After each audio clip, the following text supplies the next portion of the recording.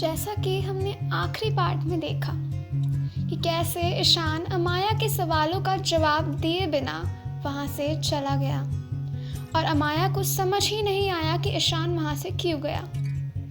अब अमाया अपने घर पहुँच चुकी है। वो अपने कमरे में बैठी है। अमाया अपनी अलमारी से एक डायरी निकालती है। अमाया बचपन से ही अपनी डायरी लिखती आई है। वो जब भी कश्मकश में होती है तभी वो अपनी डायरी लिखना शुरू कर देती है। तो चलिए आज जानते हैं कि अमाया अपनी डायरी में क्या लिख रही है।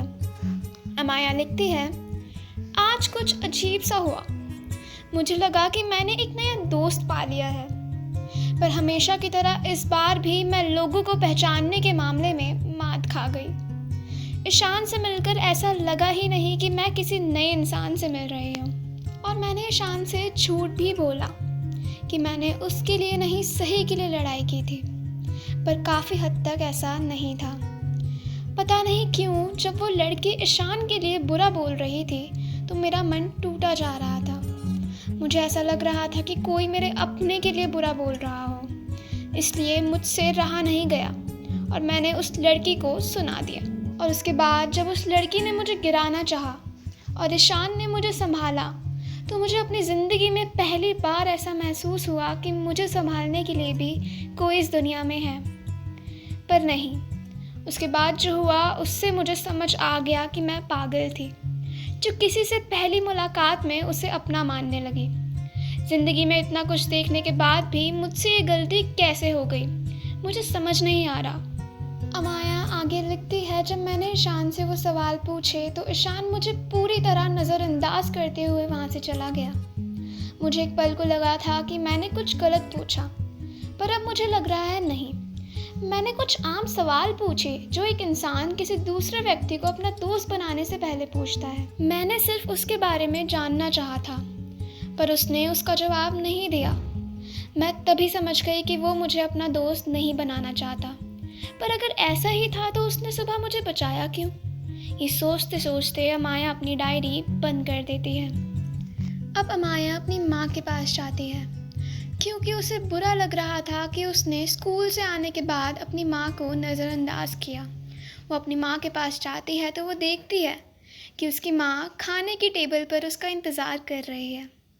वो अपनी माँ के पास जाती है, उसकी माँ उसे देखकर मुस्कुराई और बोली, चलो अच्छा है तुम आ गई, मैं तुम्हारा ही इंतज़ार कर रही थी। अमाया ये सुनकर चौंक गई और बोली, मैंने अभी थोड़ी देर पहले आपको गुस्से में नज़रअंदाज किया और आपकी बात का जवाब दिए बिना मैं अपने कमरे में चली गई, तब भी आप मेरा इंतज़ार अब तक कर रही हैं। ये सुनकर उसकी माँ बोली, हाँ, और तुम आ भी तो गई। ये सुनकर अमाया कहती है, आपको ऐसा क्यों लगा कि मैं आपसे बात करने ज़रूर आऊँगी? अमाया की माँ कहती है, अमाया, मैं तुम्हारे स्वभाव को बहुत अच्छे से जानती हूँ। तुम्हारा दिल बहुत नरम है।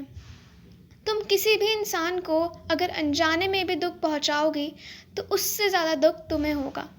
जब तुम मेरे सवाल का जवाब दिए बिना अपने कमरे में गई तो मैं समझ गई कि कुछ तो है जो तुम्हें परेशान कर रहा है, कुछ तो है जिसके बारे में तुम बात नहीं करना चाहती। इसलिए मैंने तुम पर दबाव नहीं डाला, क्योंकि मुझे पता है सही समय आने पर तुम मुझे ज़रूर बताओगी। अमाया अपनी माँ की बात सुनकर दंग रह गई। उसने सोचा आज ईशान के साथ जो हुआ वो बिल्कुल ऐसा ही तो था। शायद ईशान के मन में भी ऐसा कुछ हो जो मुझे बताने से हिचकिचा रहा हो। ये सोचते सोचते अमाया दौड़ते हुए अपने कमरे की तरफ जाती है और पीछे से उसकी माँ उसे चिल्लाकर बोलती है, अरे अब क्या हुआ, खाना तो खाकर जाओ। अमाया कहती है, एक बहुत ज़रूरी काम करना है, उसके बाद ही खाऊंगी। और ऐसा कहकर अमाया अपने कमरे में जाती है और जल्दी से अपनी डायरी खोलती है और लिखना शुरू करती है। अपनी गलती का एहसास समय से हो जाना गलती को थोड़ा कम कर देता है ना, क्योंकि मुझे अब समझ आ गया है कि मुझे क्या करना है। अब अमाया के दिमाग में क्या चल रहा है वो तो अमाया ही जाने। और अगर आप जानना चाहते हैं कि अमाया आगे क्या करने वाली है तो आपको देखना होगा इस कहानी का अगला पार्ट।